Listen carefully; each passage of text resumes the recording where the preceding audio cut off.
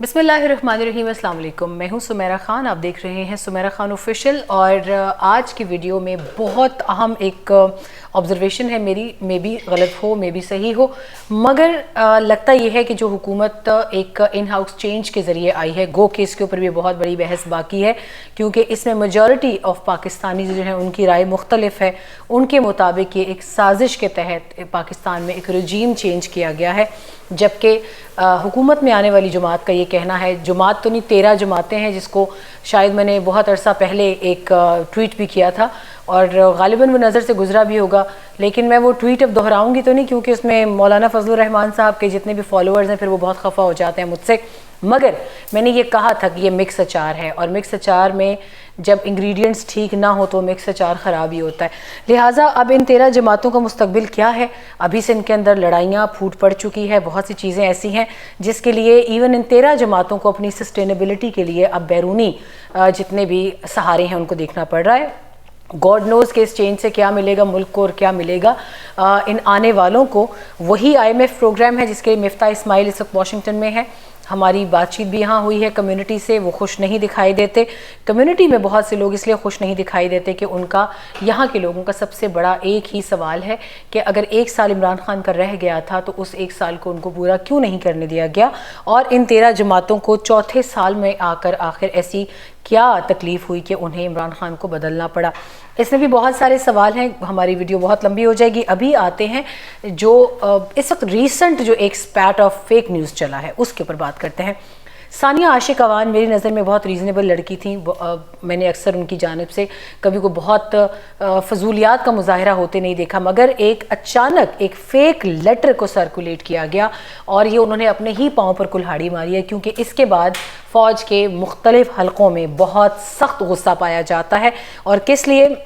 क्योंकि ऑलरेडी इस चेंज को फ़ौज से मंसूब किया जाता है। वो ये तमाम तर हलकों में सख्त बात मौजूद है पब्लिक के कि इमरान खान को हटाकर और शहबाज शरीफ को वज़ीर आज़म बनाना और इस कैबिनेट को लेकर आना कि जिसके आधे से ज़्यादा लोग इस वक्त मुख्तलिफ मुकदमात में ज़मानत पर हैं, इनको लाने में फ़ौज का कलीदी किरदार है। अब अगर सानिया आशिक अवान जो कि बराह रास्त मरीम नवाज़ के साथ मुंसलिक हैं, उनसे मंसूब हैं, उनके साथ होती हैं, वैसे जैसे हिना परवेज़ बैठे, मैं उनको बहुत रीज़नेबल लड़की समझती थी, मगर उन्होंने एक जाली ख़त को, आई डोंट नो क्यों, क्योंकि जब बहुत बड़े बड़े इन्वेस्टिगेटिव सहाफ़ी इस चीज़ के अंदर जब अपने आप को मुलविस कर लेते हैं तो आपको बहुत शकूक व शुबहात उठना शुरू हो जाते हैं। सानिया आशिक अवान ने एक ख़त ट्वीट किया, उसके ऊपर मैंने भी एक जवाबी ट्वीट किया। उनसे मैंने सवाल भी किया कि आपको ये जाली ख़त ट्वीट करने की ज़रूरत क्यों महसूस हुई। जब देखा तो वहाँ पर एक अनबार लगा हुआ था और शायद थोड़ा सा यकीन आना मुझे शुरू हो गया कि वाकई में मरीम नवाज़ भी कोई व्हाट्सएप अपना एक ग्रुप चलाती हैं, क्योंकि एक ही टेक्स्ट, एक ही अंदाज़, एक ही बयान, एक ही ट्वीट और एक ही मकसद। उसके अंदर बड़े बड़े सहाफ़ी थे, उसके अंदर अम्मार मसूद, खैर मैं उनको सहाफ़ी नहीं समझती, वो बिल्कुल वो PMLN के सियासी वर्कर हैं, क्योंकि वो उनके तर्जुमानों से ज़्यादा उनके लिए अच्छा काम करते हैं। अम्मार मसूद, उसके अंदर हामिद मीर शर्मिंदगी के मारे फिर अपना ट्वीट इस ख़त को लेकर डिलीट कर गए। मगर आदिल शाहज़ेब अच्छे सहाफ़ी हैं, ना जाने उन्होंने ऐसा क्यों किया। और बहुत से ऐसे लोग इस ट्वीट के अलावा जिन्होंने ये ख़त ट्वीट किया, उसमें ये लिखा था कि शाह महमूद कुरैशी ने सितंबर 2021, ये तारीख़ आप जहन में रखिएगा, सितंबर 2021 में उन्होंने हमारे सफारत खाने जो कि वाशिंगटन में है उनकी दुर्गत बनाई। इस ख़त में उनकी सरजनिश की और उन्होंने कहा कि अमेरिका के साथ हमारे हालात क्यों ठीक नहीं हो रहे, हमें सदर जो बाइडन कॉल क्यों नहीं कर रहे। आप देखें कि हमने अफ़गानिस्तान में इतना काम किया, उसके बावजूद हमारी खिदमात का इतराफ़ क्यों नहीं किया जा रहा।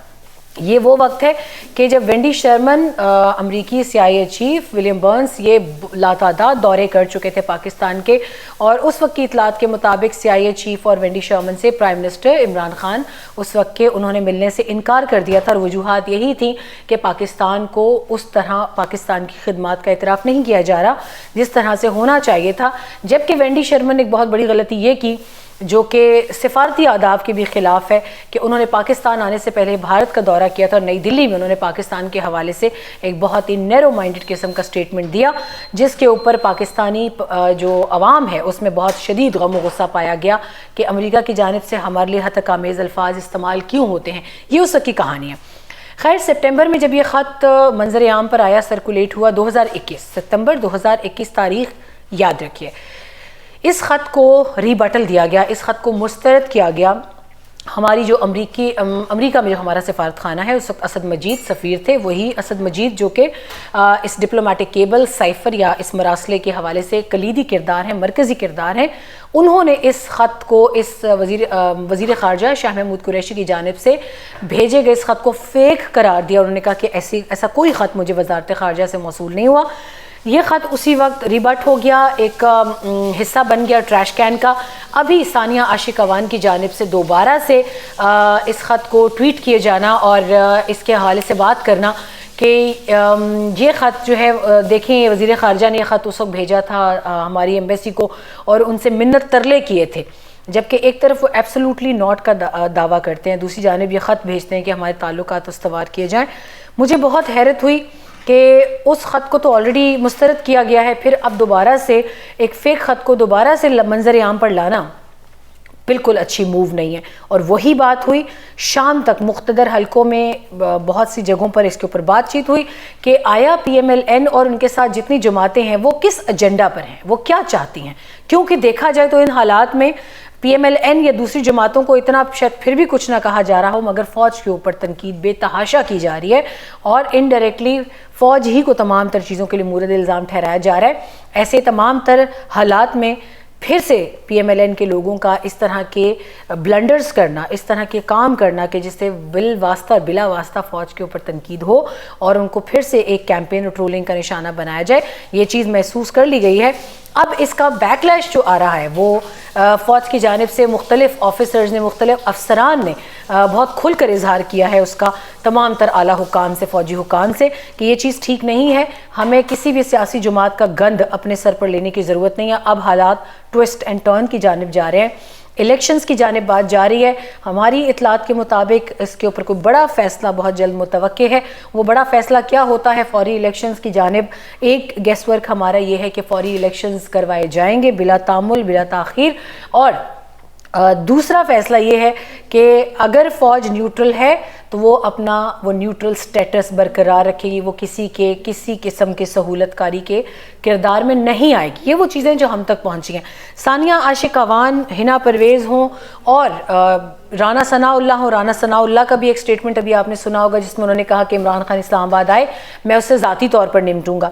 تو رانا ثناء اللہ کے اس بیان کو بھی اسی تناظر میں لیا گیا کہ یہ لوگ اپنے ساتھ ساتھ فوج کے محکمے کی جانب تمام تر توپوں کا رخ کروا رہے ہیں اور یہ بڑی کامیابی سے سیاسی جماعتیں ایک نیریٹو بلڈ کر رہی ہیں کہ فوج ان کے سہولت کاری میں مکمل طور پر موجود ہے اور فوج ان کو سپورٹ کرے، جبکہ اب حالات اگر دیکھیں جتنا پچھلے 3 سے 4 ہفتوں کی سٹیٹسٹکس ہیں اس کے اندر فوج مکمل طور پر ان سے الگ ہو چکی ہے اور اس وقت صرف حالات کا غیر جانبداری سے جائزہ لیا جا رہا ہے۔ نیشنل سیکیورٹی کمیٹی کی جو دوسری میٹنگ ہوئی ہے جو شہباز شریف کے زیر صدارت ہوئی، اس میں بھی بہت سے ایسے ڈیسیجنز لیے گئے ہیں جن سے شاید حکومت وقت بھی خوش نہ ہو، مگر وہ آنے والے وقتوں میں آپ دیکھیں گے، میں بھی اس پر زیادہ کچھ بات نہیں کر سکتی، وہ کلاسیفائیڈ ہے، مگر آنے والے وقتوں میں میں دہراتی ہوں کہ اس کے اوپر یقیناً آپ لوگ خود فیصلے ہوتے دیکھیں گے۔ وزیر اعظم شہباز شریف کا جہاز بھر کر سعودی عرب لے کر جانا، یہ بھی اس وقت ایک ٹاک آف دا ٹاؤن ہے۔ یہ ہسٹری میں پہلی مرتبہ ہے کہ بوئنگ 777 جہاز جو ہے وہ لے کے جایا جا رہا ہے۔ اس میں بہت سارے صحافی موجود ہیں، گو کہ مریم اورنگزیب نے تردید کی ہے کہ وزیر اعظم شہباز شریف اس کا سارا خرچ اٹھائیں گے، مگر کاغذات اور اس کے جو تحریری ثبوت ہیں وہ کچھ اور کہتے ہیں۔ اتنے سارے صحافیوں کو کیوں لے کر جایا جا رہا ہے جبکہ عمران خان کے دور میں یہ چیز ختم کی گئی تھی؟ اگر صحافی جاتے بھی تھے تو وہ اپنے خرچ پر جاتے تھے، اب دوبارہ سے یہ افطار ڈنرز، یہ ڈنرز، لیوش گیدرنگز، یہ سب چیزیں اگر ملنا بھی ہے صحافیوں سے، اس میں کوئی قباحت نہیں ہے۔ وزیر اعظم عمران خان بھی ملتے تھے، ہم خود ان سے ملے، مگر یقین جانے سوائے ایک کپ چائے کے، اور اگر رمضان ہے تو افطاری سے پہلے وہ بھگتا دیتے تھے ساروں کو۔ یہ روایت برقرار رہنی چاہیے۔ آپ ایک طرف لنگر خانے پناہ گاہیں بند کریں، دوسری جانب آپ صحافیوں کو کروڑوں کے افطار ڈنر کروا رہے ہیں۔ آپ نے اگر کروانا ہے تو پھر آپ یہ ثابت کریں کہ آپ ان کو اپنی جیب سے ان کی ادائیگیاں کریں، کیونکہ اس طرح مجھے اس سے قطعاً کوئی کنسرن نہیں ہے کہ آپ کی سائٹ پہ کتنے صحافی بولتے ہیں، آپ کے مخالف کتنے. آپ اچھا کام کریں گے، ہم خود آپ کے اچھے کام کو پروجیکٹ کریں گے. مگر اگر آپ یہ سب کچھ کریں گے جو آپ کر رہے ہیں، اب تک آپ کروڑوں کے افطار ڈنرز کروا چکے ہیں، اس میں کوئی آپ کا ساتھ نہیں دے گا، ایون آپ کے اچھے کام کا بھی ساتھ نہیں دے گا. اور ایسے ہی ایک افطار ڈنر پہ انہوں نے کہا کہ لنگر خانوں کو چلانا ممکن نہیں ہے. تو حالات کیا ہیں، اپنے لیے آپ خود کیا بنا رہے ہیں، آپ کیا بات چیت کریں، اس کے ذمہ دار آپ خود ہیں، کوئی صحافی نہیں ہے، اور نہ اس میں کسی صحافی کو مورد الزام ٹھہرایا جائے گا. اس عمرے پر مریم نواز، ان کے خاندان، حمزہ شہباز، ان کی اہلیہ، ان کی بیٹیاں، طاہر اشرفی عمران خان کے معاون خصوصی بھی تھے، منسٹر بھی تھے، وہ بھی جا رہے ہیں ان کے ساتھ. حالات اس میں کچھ عجیب سی ایک شش و پنج ہے، ایک داؤ پیچ ہے، جو کہ اس وقت عام بندہ سمجھنے سے قاصر ہے، مگر ہماری سمجھ میں بہت سی چیزیں آ رہی ہیں. قبل از وقت ان پہ کچھ بھی کہنا مناسب نہیں ہوگا، مگر ایک مرتبہ الیکشن ہو جائے تو شاید یہ ساری بے چینی کا خاتمہ ہو جائے گا. اب وہ الیکشنز تمام تر مقتدر حلقے، تمام تر ارباب اختیار، تمام تر حکومت میں بیٹھے لوگوں کی بے چینی اور مخالفت کے باوجود وہ اب سنجیدگی سے سوچ رہے ہیں کہ جلد از جلد فری اینڈ فیئر الیکشن کرائے جائیں اور جس بندے کے پاس عوامی سپورٹ ہے وہ آ جائے. عمران خان صاحب سے صرف میری اتنی گزارش ہے یہاں پہ کہ اس وقت ان کے بارہا کہنے کے باوجود عوام میں فوج کے انسٹیٹیوٹ کے خلاف بہت گالیاں، بہت بدتمیزی، جو کہ میں خود ٹویٹر پر دیکھ رہی ہوں. اس وقت شہادتیں دونوں بارڈرز پر اگر آپ دیکھیں تو ہو رہی ہیں. ایران، افغانستان، پاکستان اس وقت اس ٹرائیکا میں حالات اتنے ٹھیک نہیں ہیں جتنا بتایا جاتا ہے، مگر کوشش یہ کی جائے کہ جو عام اس وقت فوجی جوان اس وقت بارڈر پر کھڑا ہے، اس تک یہ گالیاں جب جاتی ہیں تو اس کا مورال کیسا ہوگا. لہٰذا عمران خان ایک قطعی طور پہ اپنے فالوورز کو ایک ہدایت نامہ جاری کریں کہ ان کے اگر کسی ذاتی، کسی انڈیویژول کے ساتھ اختلاف ہے ضرور رکھیں سر آنکھوں پر، مگر اس وقت وہ تمام تر فوج کے ادارے کو اور فوجی جوانوں کو گالیاں نہ دیں.